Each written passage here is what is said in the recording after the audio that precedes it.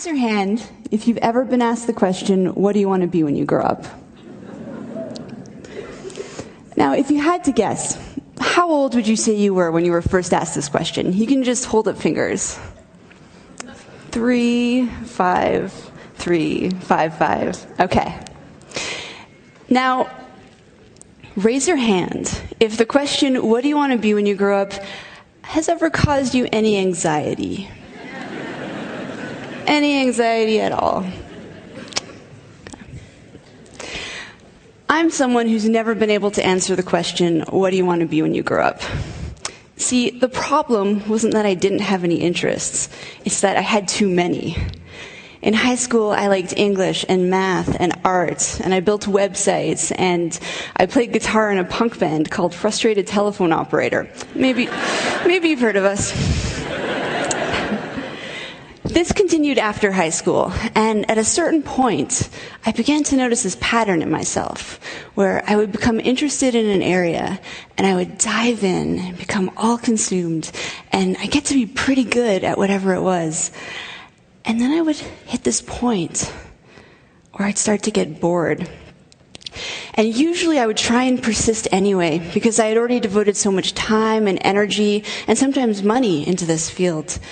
But eventually, this sense of boredom, this feeling of yeah, I got this. This isn't challenging anymore. It would get to be too much, and I would have to let it go. But then I would become interested in something else, something totally unrelated, and I would dive into that and become all consumed, and I'd be like, yes, I found my thing. And then I would hit this point again, where I'd start to get bored. And eventually, I would let it go. But then I would discover something new and totally different, and I would dive into that. This pattern caused me a lot of anxiety for 2 reasons. The first was that I wasn't sure how I was going to turn any of this into a career. I thought that I would eventually have to pick one thing, deny all of my other passions, and just resign myself to being bored. The other reason it caused me so much anxiety was a little bit more personal. I worried that there was something wrong with this, and something wrong with me for being unable to stick with anything. I worried that I was afraid of commitment, or that I was scattered, or that I was self-sabotaging, afraid of my own success. If you can relate to my story and to these feelings, I'd like you to ask yourself a question that I wish I had asked myself back then. Ask yourself where you learned to assign the meaning of wrong or abnormal to doing many things. I'll tell you where you learned it. You learned it from the culture. We were first asked the question, what do you want to be when you grow up, when we're about 5 years old. And the truth is that no one really cares what you say when you're that age. It's considered an innocuous question posed to little kids to elicit cute replies, like, I want to be an astronaut, or I want to be a ballerina, or I want to be a pirate. Insert Halloween costume here. But this question gets asked of us again and again as we get older in various forms. For instance, high school students might get asked what major they're going to pick in college. And at some point, what do you want to be when you grow up goes from being the cute exercise it once was to the thing that keeps us up at night. Why? See, while this question inspires kids to dream about what they could be, it does not inspire them to dream about all that they could be. In fact, it does just the opposite. Because when someone asks you what you want to be, you can't reply with 20 different things. The well-meaning adult will likely chuckle and be like, oh, how cute, but you can't be a violin maker and a psychologist. You have to choose. This is Dr. Bob Childs. And he's a luthier and a psychotherapist. And this is Amy Ung, a magazine editor turned illustrator, entrepreneur, teacher, and creative director. But most kids don't hear about people like this. All they hear is that they're going to have to choose. But it's more than that. The notion of the narrowly focused life is highly romanticized in our culture. It's this idea of destiny, or the one true calling. The idea that we each have one great thing we are meant to do during our time on this earth, and you need to figure out what that thing is and devote your life to it.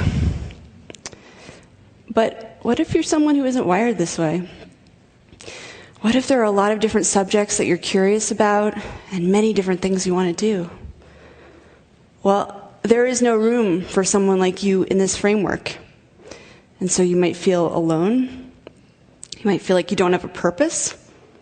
And you might feel like there's something wrong with you. There's nothing wrong with you. What you are is a multi-potentialite.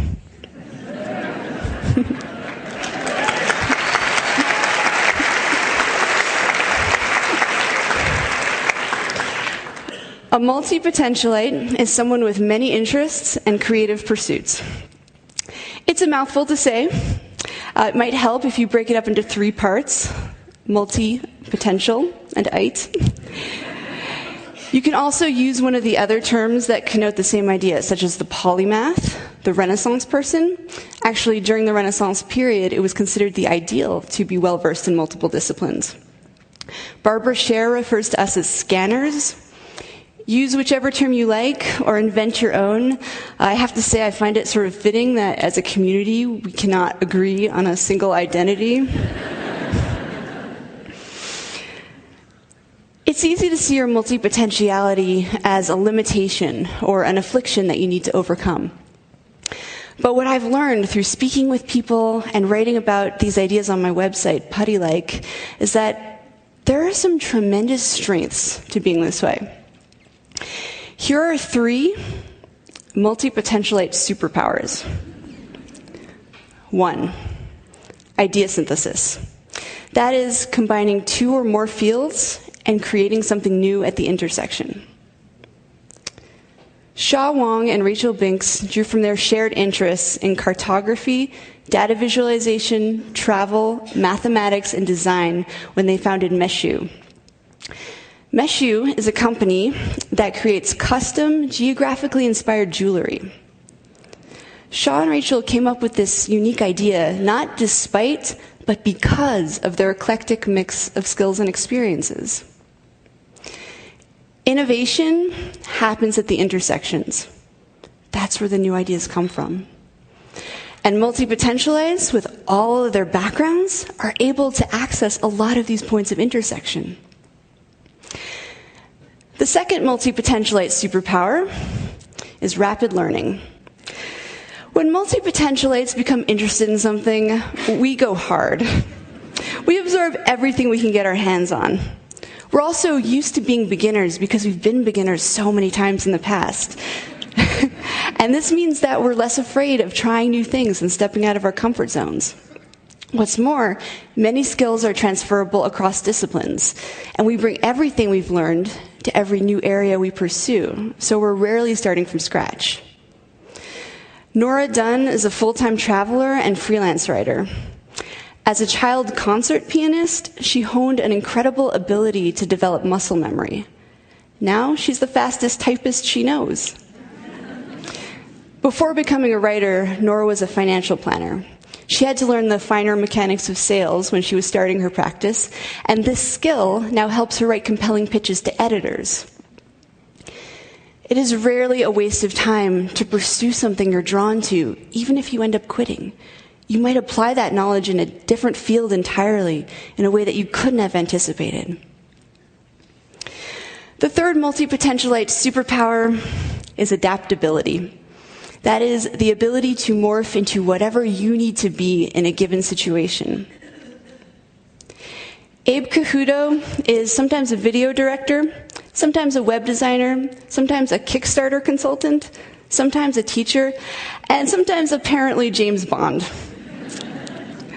He's valuable because he does good work. He's even more valuable because he can take on various roles depending on his client's needs. Fast Company magazine identified adaptability as the single most important skill to develop in order to thrive in the 21st century. The economic world is changing so quickly and unpredictably that it is the individuals and organizations that can pivot in order to meet the needs of the market that are really going to thrive. Idea synthesis, rapid learning, and adaptability. 3 skills that multi-potentialites are very adept at, and 3 skills that they might lose if pressured to narrow their focus. As a society, we have a vested interest in encouraging multi-potentialites to be themselves. We have a lot of complex, multidimensional problems in the world right now, and we need creative, out-of-the-box thinkers to tackle them. Now, let's say that you are, in your heart, a specialist. You came out of the womb knowing you wanted to be a pediatric neurosurgeon. Don't worry, there's nothing wrong with you either. In fact, some of the best teams are comprised of a specialist and multi-potentialite paired together. The specialist can dive in deep and implement ideas, while the multi-potentialite brings their breadth of knowledge to the project. It's a beautiful partnership.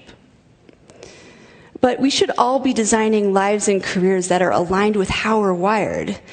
And sadly, multi-potentialites are largely being encouraged simply to be more like their specialist peers.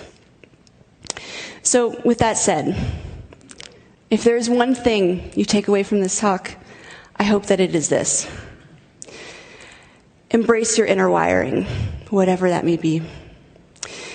If you're a specialist at heart, then by all means specialize. That is where you'll do your best work.